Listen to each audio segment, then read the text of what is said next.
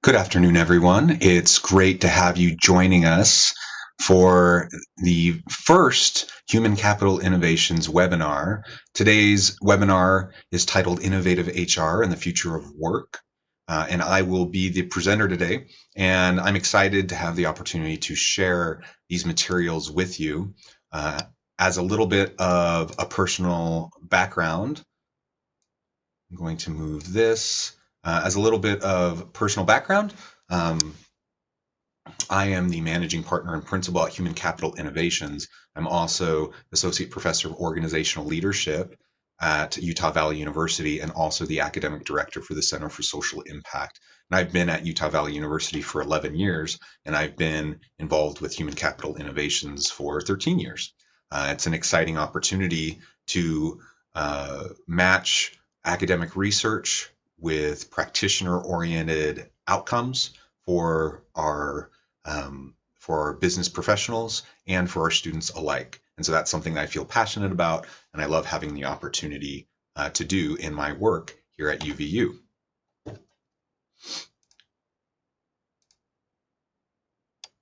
I have been doing consulting work for a really long time, and in addition to the roles that I just explained, I'm also a faculty fellow in the Center, faculty fellow for ethics and public life in the Center for the Study of Ethics, and have really been involved in a lot of interdisciplinary approaches to dealing with organizational challenges and issues in organizations for the past 20 years of my career. And it's an exciting opportunity for us to learn and grow together, to assess the needs and challenges facing organizations, and to help organizations grow, improve, and become more healthy and safe environments for everyone that is connected with them. So what I hope to cover over the next probably 45 minutes, and then we'll take some time for question and answers if anyone has any questions, is as follows. So first, why strategic human resource management? Looking a little bit at the research on employee engagement and organizational culture across nationally, because that's a key area of my academic research and how I try to bridge the gap between academic research and practitioner-oriented research. Look at the changing trajectories of work, the need for interdisciplinarity in our work with organizations, the drivers of the future of work and implications for strategic HR in the coming decades, the rise of the gig economy and implications for the future of HR, and ultimately skills we need to develop to maintain relevance in the workforce. Hopefully this will be meaningful and valuable content for you. And if you have any questions, please have them ready at the end of my presentation, and I'm happy to take questions, but also please feel free to reach out to me offline, and I'm happy to engage with you and discuss your organization and the types of needs that you face.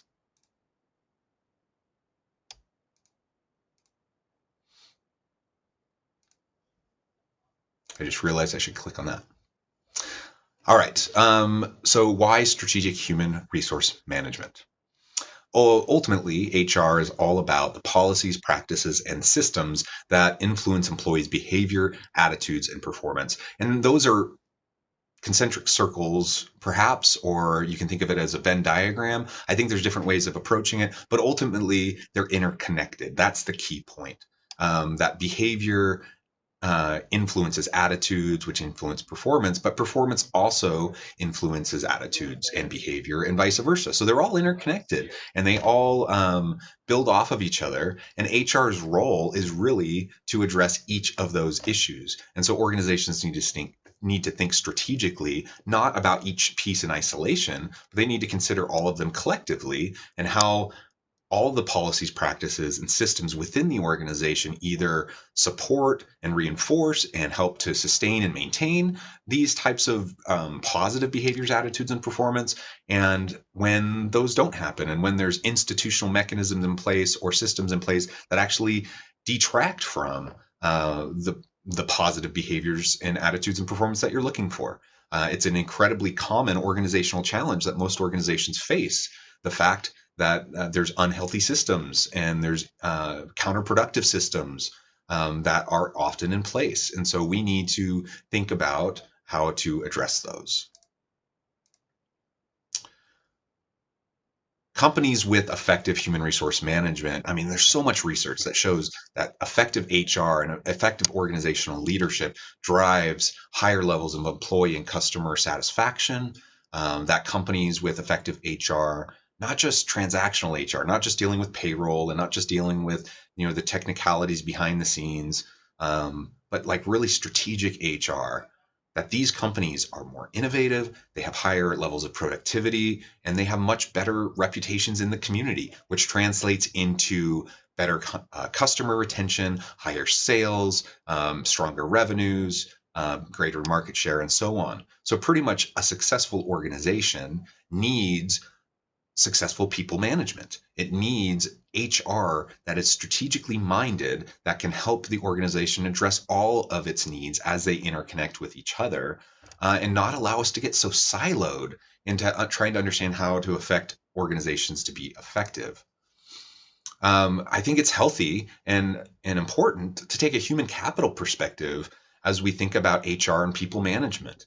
I mean, think for a minute. Think about how much time and energy, investment and maintenance that companies put into their other forms of capital. You have financial capital, you have plant equipment, property, you have intellectual capital, you have all these different forms of capital. And companies go to great lengths to protect it, to maintain it, to invest in it, and support it. And unfortunately, often the human capital component, which is essential to driving innovation, that component gets a lower priority in a lot of organizations. And so, to their detriment, they focus on the other forms of capital, and they aren't doing enough to show value to employees, to invest in their employees, and that has serious ramifications for the long-term sustainable success of an organization.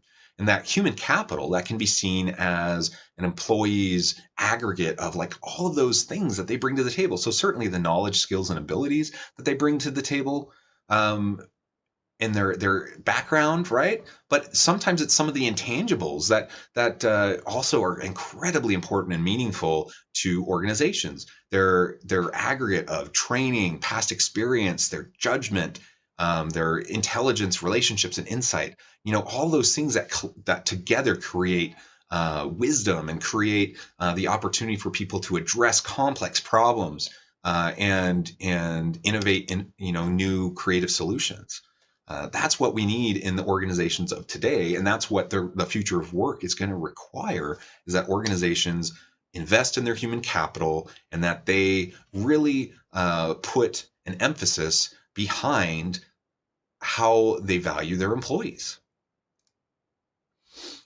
I share this slide because I think it's really, really important to remember that everyone who's involved in any level of organizational leadership is doing HR and people management on a regular basis. So as we think about strategic HR and the importance of it within an organization, then everyone, even all the way down to the line supervisor who supervises 2 or 3 people, everyone in the organization is doing HR and people management stuff. So here in this diagram, you see, take for instance a typical supervisor on the plant floor in a factory. Okay, they oversee a small team of people. They're not an HR person. They probably don't have any HR background. They probably came up on the plant floor and from a different position, and ultimately took on a supervisory role over time.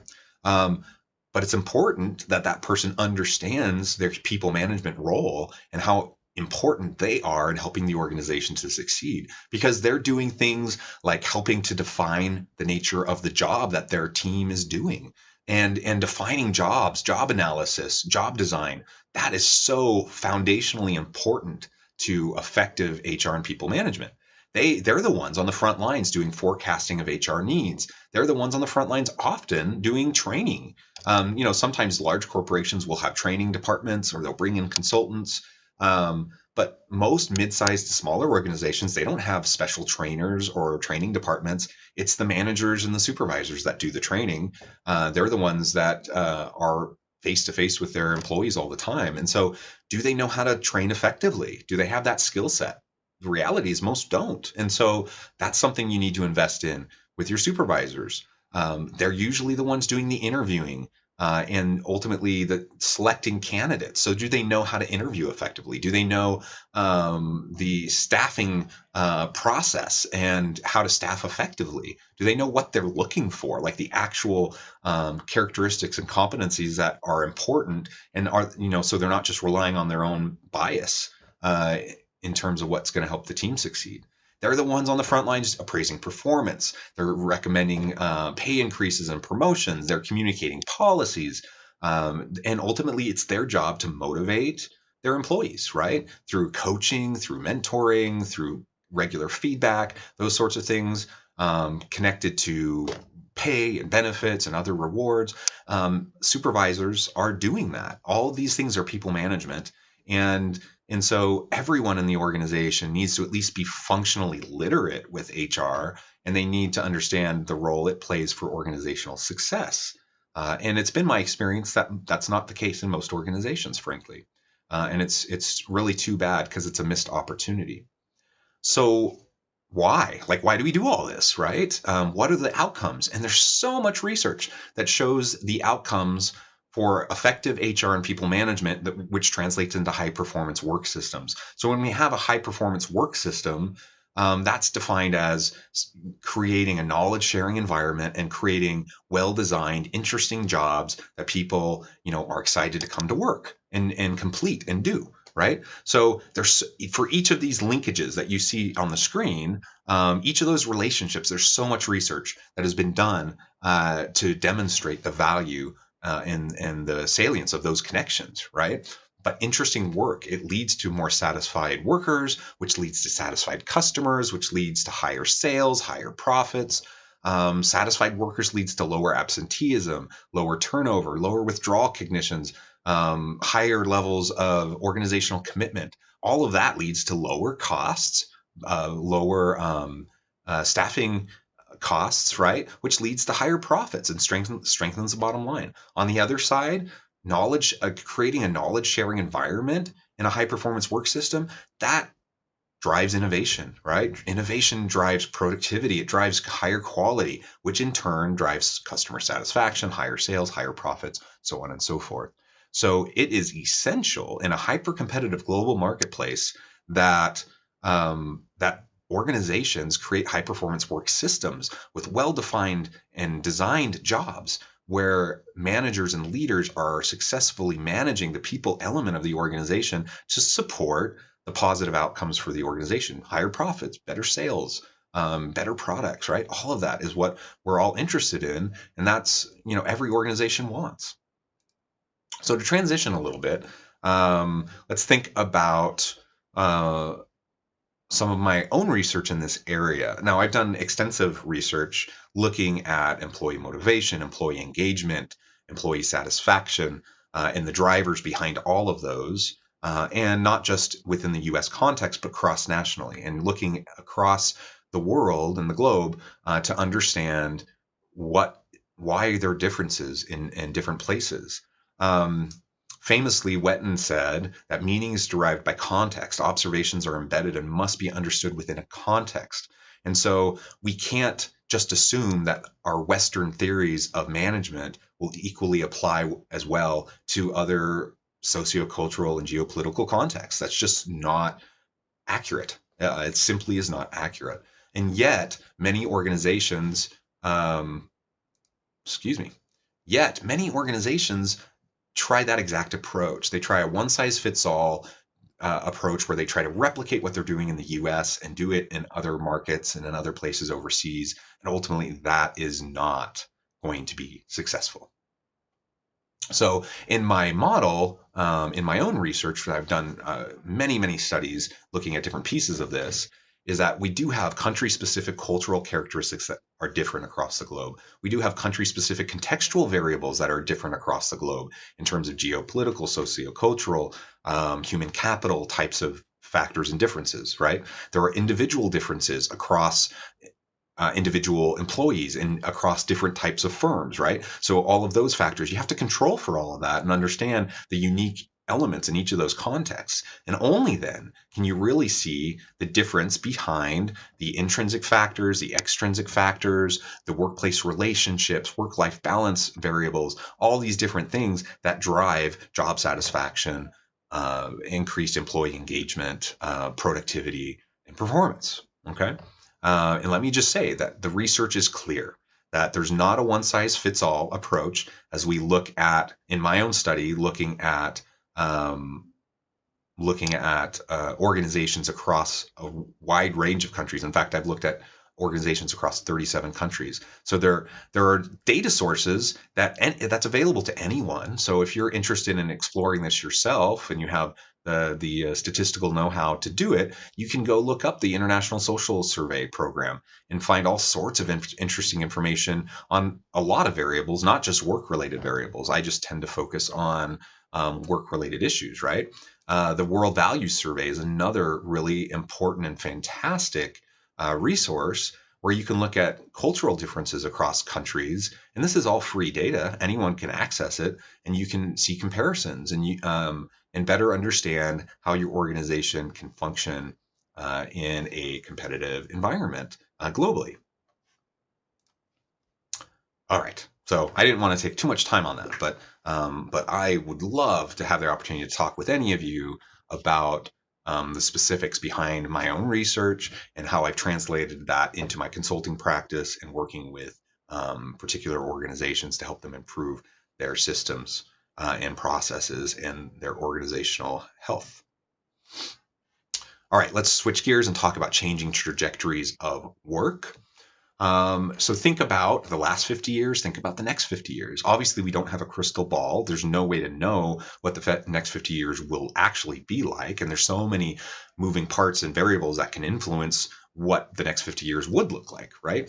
In fact, you think about the climate today. We have coronavirus. We have kind of a unique political environment right now in the US and globally that most people wouldn't have anticipated 4 years ago. And so, we don't know what the future holds, but we do see trends, and trends are important. And we do see how technology is advancing, and that's important to inform how things are going to move forward in the future. As we look back, though, we do have a clear picture of the past. We know exactly what has happened. And what we see over the last 50 years is a continual swing globally towards integration, towards globalization, towards interdependency of markets and economies. We see a shift in the nature and the type of work that's occurred over the last 50 years.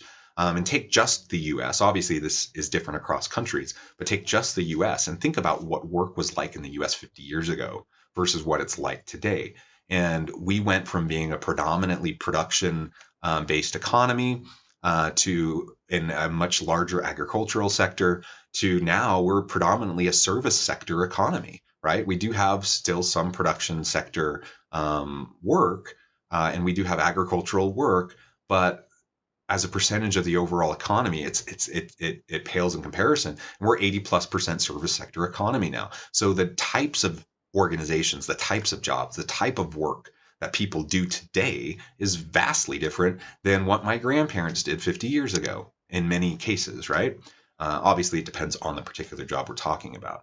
So I think it's safe to assume that if we've seen dramatic changes over the last 50 years, in part fueled by globalization, in part fueled by technological innovation, that we can only expect to see more rapid transformation over the next 50 years, the next 20 years, the next decade, right?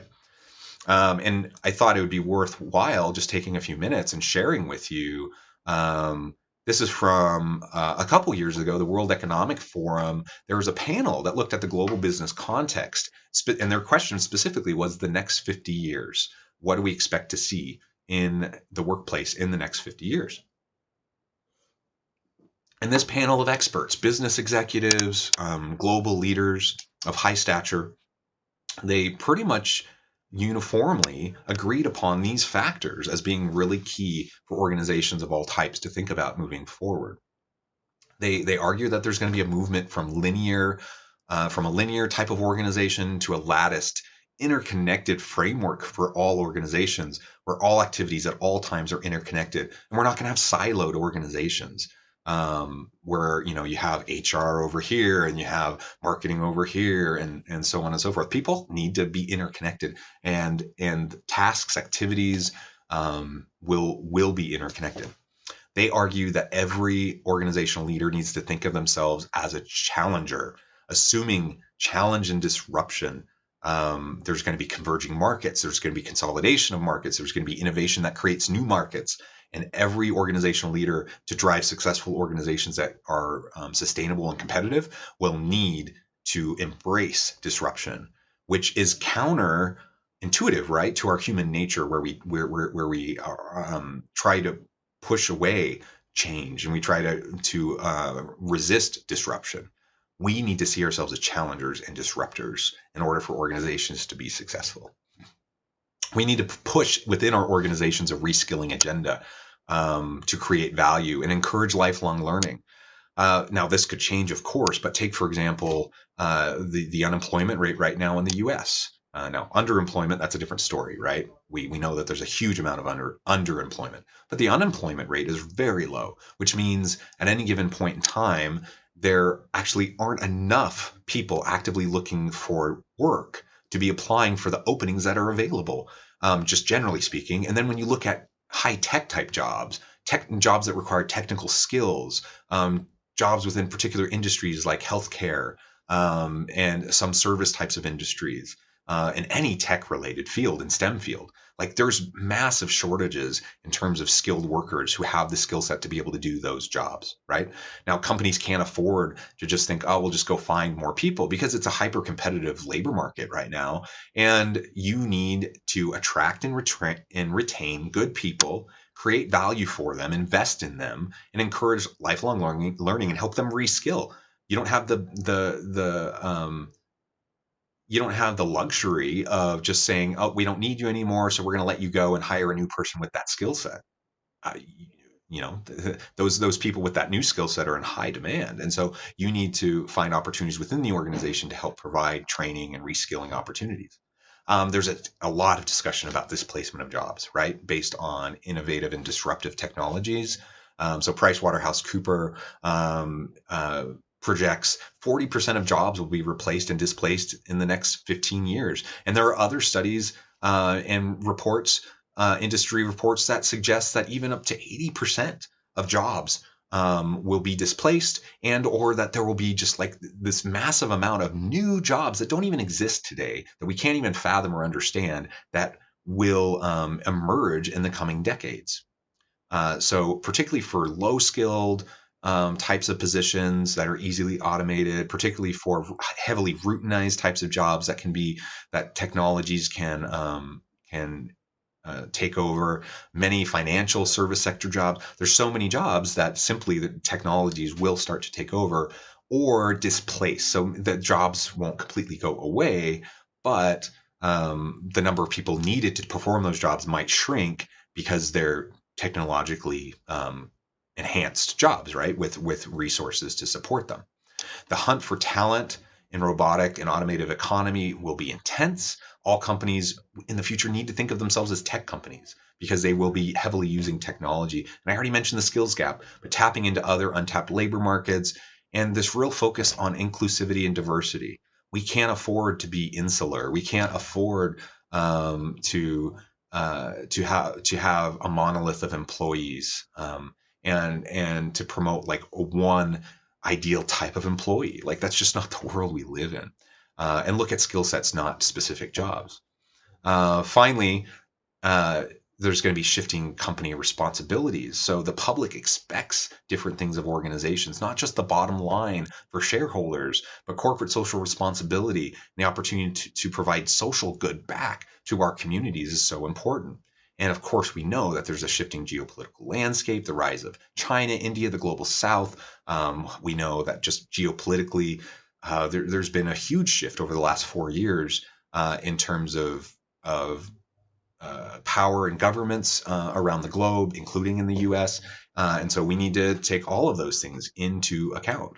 Very important. Okay, so this next slide is super busy, right? There's all this information happening on here, but the thing that I think is really important is to recognize the intersection of work and technology, the amplification of the individual in terms of social, collective, improvisational rather, and augmented individual work. That we are looking for sustainable enterprises. We're looking for more integration of science at work, more diversity and diversity redefined, healthy environments and workplaces, so on and so forth. These are all the types of things that are going to be heavily important in the future of our economies and the future of the jobs that we create for people.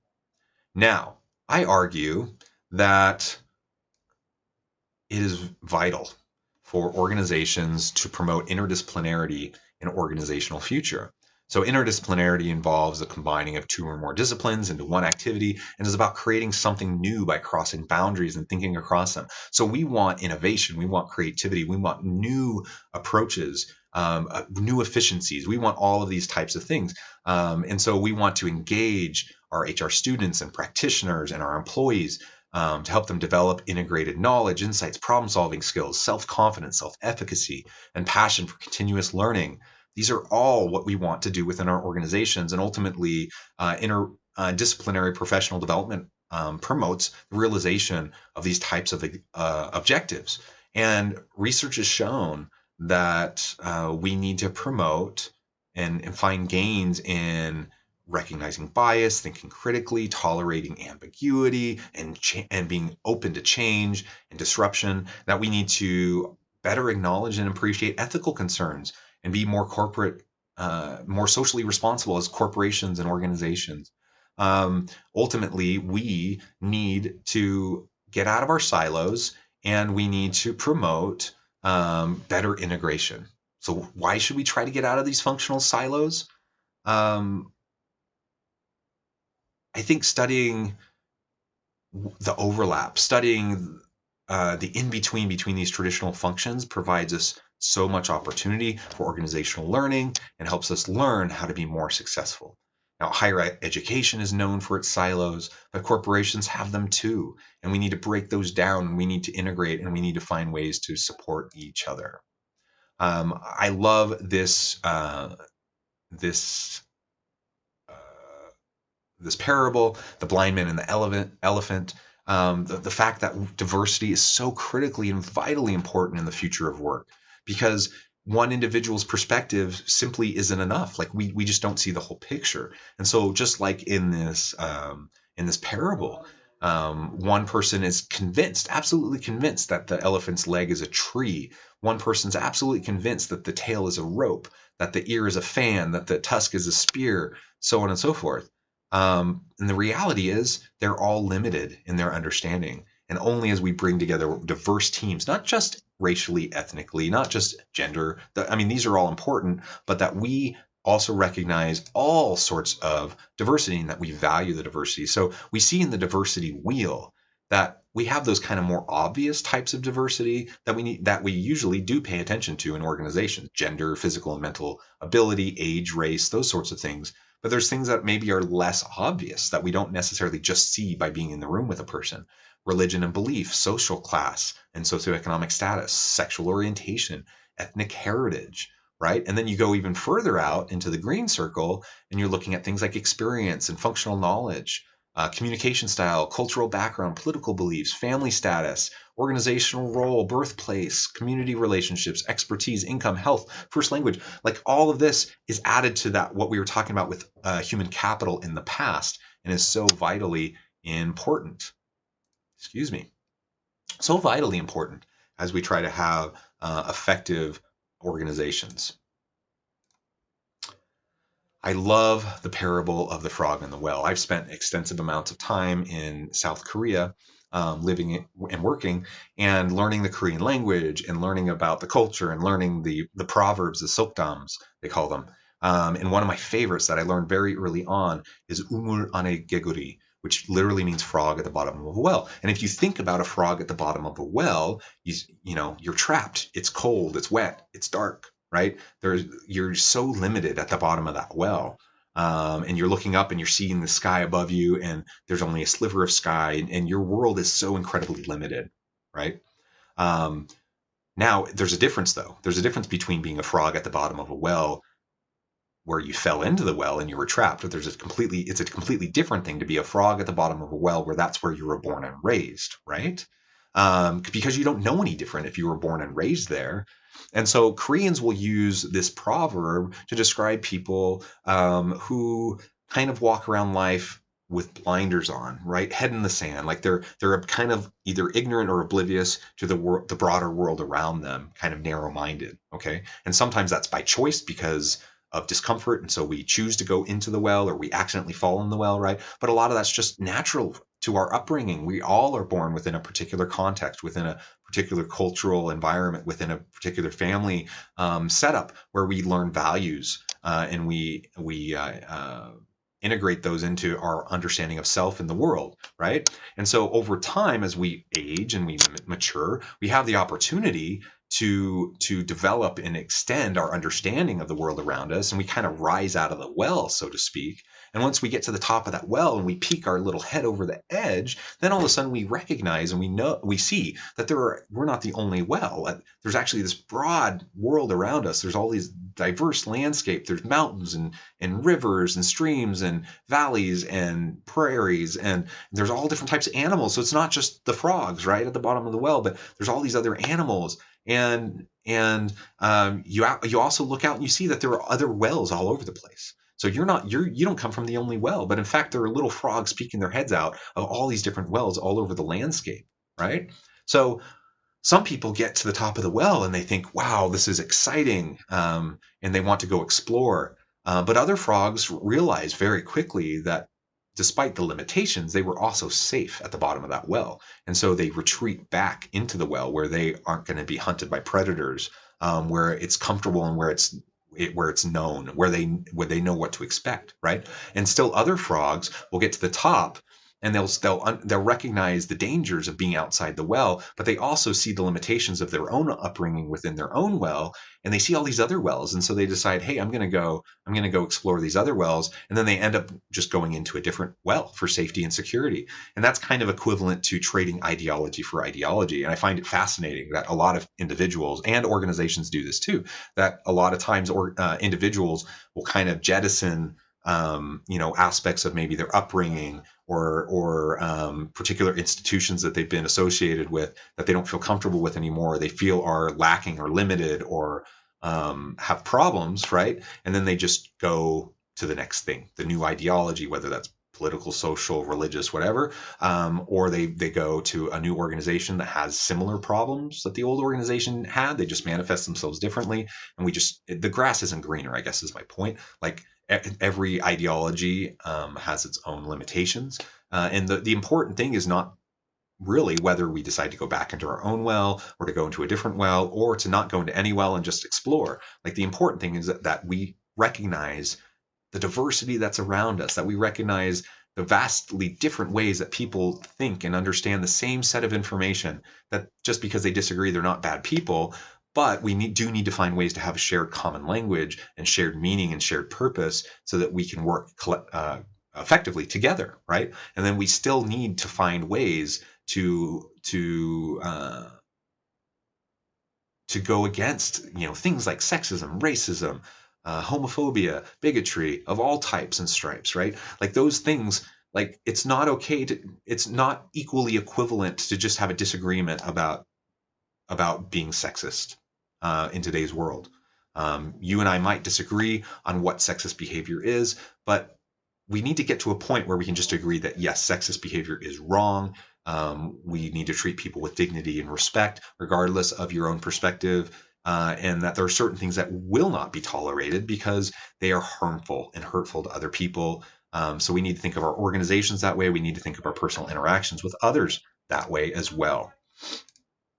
Okay, so with that as all kind of a bit of background and thinking about diversity, thinking about difference, thinking about the interconnected global marketplace that we live in, think now we can think a little bit more about the future of work.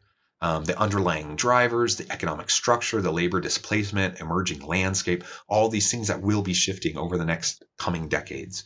And looking at things like connectivity, machine capabilities, shifting demographics, social expectations. In terms of economy, we have modularization, globalization, productivity and value polarization. For labor displacement, remote work, work marketplaces, crowdsourcing, worker replacement, and emerging landscape. We have economy of individuals, polarization of work, high performance organizations, changes in education. And there's so many things we could talk about in each of these categories that we don't have time for today. But each of these are vitally important for organizational leaders to think about and consider as they are trying to effectively prepare for the future. So let's talk a minute about disruptive and innovative technologies and how those are going to disrupt labor markets. Again, this one slide could be a multi-hour conversation, and we're only going to take a few minutes. But I think it's important to think about labor market disruption, and as we're thinking about the shifting nature of work. We know that robotics for a long time has been changing the face of work, and it's been displacing jobs. This is only going to continue as the sophistication of robotics and the technological advancements continue to increase what they're capable of doing. So no longer will it just be robotic arms in a factory, but like literally there are examples in the hotel industry, for example, where you have robotic hotel attendants that help people as they come into the hotel and to check in. People who robots that deliver room service, things of that nature. Like there are so many robotics that are starting to move into all different forms of workplaces that are just going to displace workers. Electric cars. My family has 2 electric cars. We love them. They're awesome. But electric cars are changing and will continue to change the nature of the automobile industry and change the types of work that is done. Electric cars in and of themselves, though, aren't as disruptive as things like self-driving cars. Now, we've had self-driving airplanes for decades. So the technology in terms of how to fly with a pilot, obviously, who's there to do the instrumentation and to help with things if and when things don't go to plan, that's important. But airplanes have largely been self-driving for a really long time.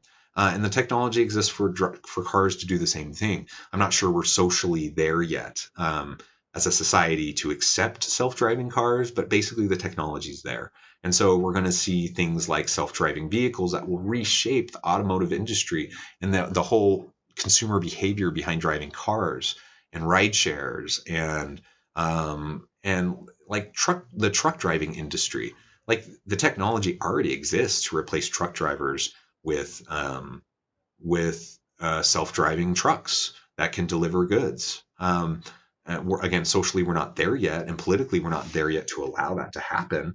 But that's coming, right? And it's going to cause a lot of displacement of jobs and a lot of disruption of labor markets. Pharmacogenetics, like the nature of the pharmacist shifting and changing to what they do and what they provide, and the ability for them using new technologies and new equipment to on-site within the pharmacy create specialized, individualized drugs specifically to your genome and specifically to your medical history. That is coming. Quantum entanglement. There's been some super interesting research related to quantum entanglement in recent years that, it's still in incredibly early stages, but if we get there in the next decade or two, then it could completely change the whole telecommunication industry, how we communicate with each other, how we even travel and deal with the delivery of goods and services. 3D printing obviously is around now, but as the equipment becomes more affordable, as it becomes more sophisticated, as things become more readily available across households, then there is a clear potential to disrupt marketplaces, stores. If I can just put in a program into my 3D printer for a new pair of sneakers and have it spit out a pair of sneakers, I don't even need to go to the store for that, right? I just need the raw materials that I purchase and go into the 3D printer, and then I come out with my own 3D printed sneakers, right, or whatever I want to produce. Virtual presence is super interesting. So, there's holograms that's been around for a long time. Virtual presence is a little different, and it's kind of upping the ante. That with virtual presence, we can see. I mean, it feels like the person is right there with us, which has all sorts of implications for international travel and doing business across the globe and virtual teams. If I can feel like I'm in the room with other coworkers on a virtual team, or I'm an academic, right? I go to conferences, I present research. If I can go to a conference in China through virtual presence where it seems as though I'm in the room, so that conference attendees don't just see me on a screen like, through a video conference call, but it seems like I'm there. I mean, that's incredible. That technology has all sorts of implications for disrupting all sorts of industries.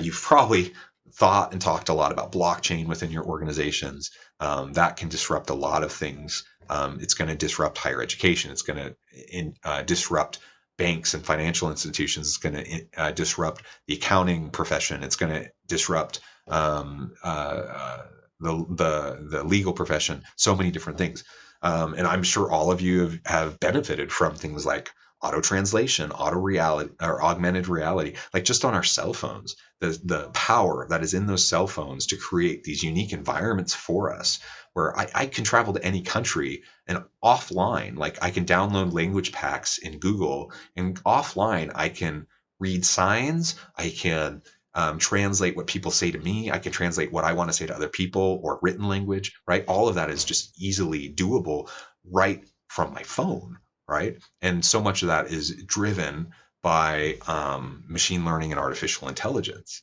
Augmented reality is super cool. The emergence of Pokemon Go was a classic example of this. So anyways, there's lots and lots of things and examples we could talk about. Retail without people. Grocery stores have already started experimenting with this. You have automatic checkout lines where you can go through and check yourself out. But then there's stores that have experimented with, you don't even need to go through a checkout line. Like you just walk in, you put stuff in your cart, and you walk out, and it rings you up and charges you as you're doing that. Obviously, that displaces people, and there's so many potential things that can be displaced with artificial intelligence and machine learning. So thinking about that, a group of global experts and thinkers in relation to the future of work, we're thinking about what's the likely time frame of certain types of machine learning and disruption. Okay. Being able to offer the same training as humans, for example, there's a range. Some people say as soon as like 5 years. Some people say it's more like 40 years out. The average is in that 10 to 15 year range.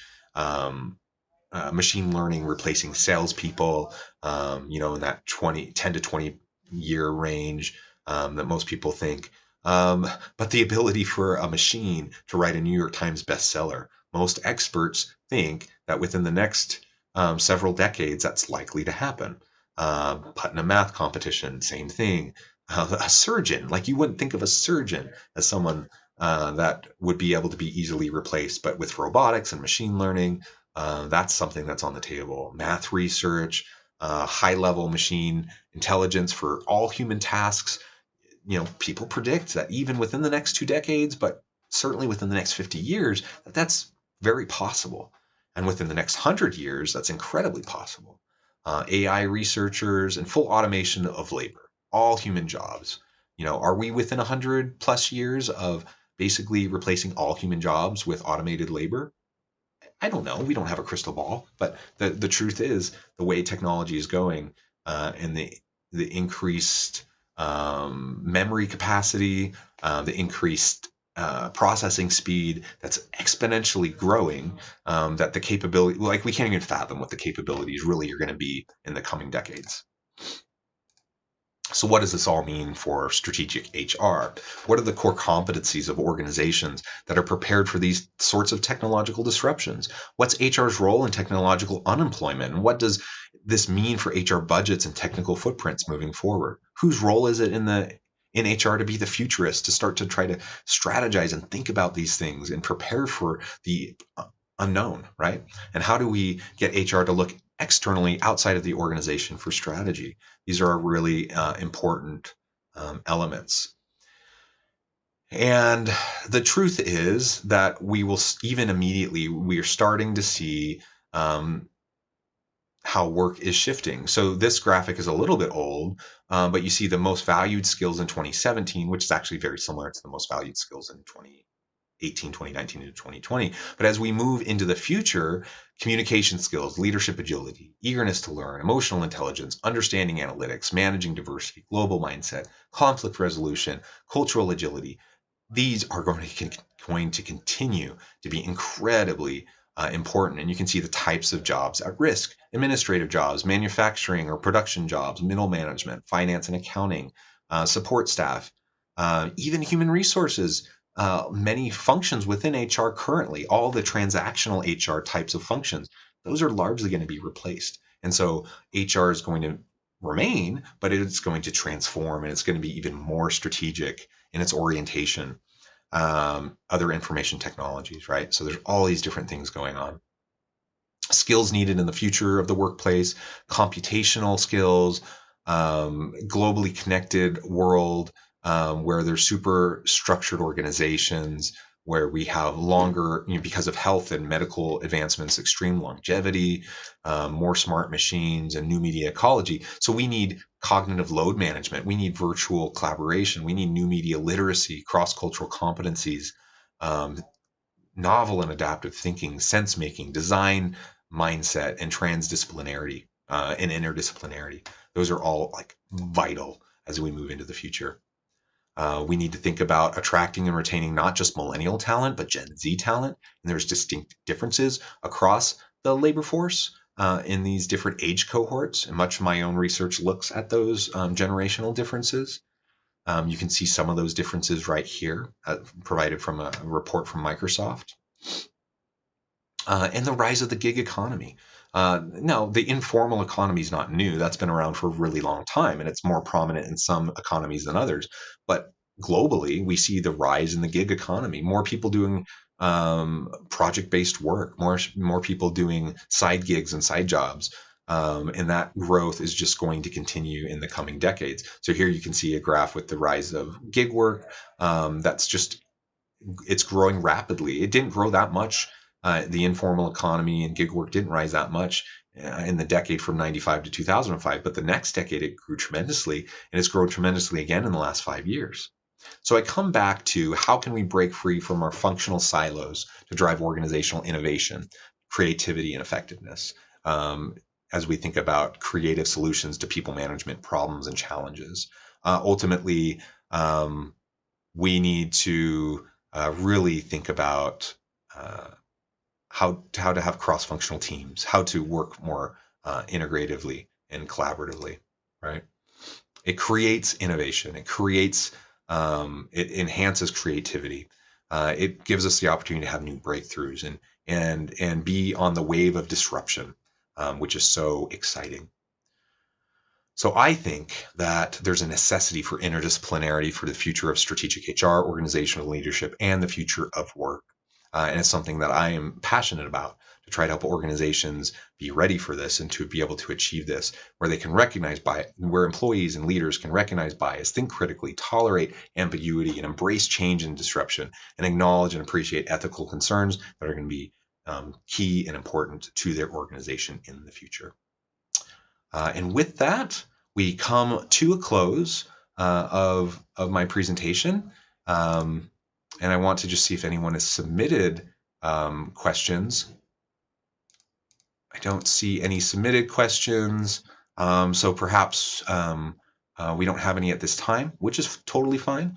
If you want to contact me, please reach out to me through Human Capital Innovations.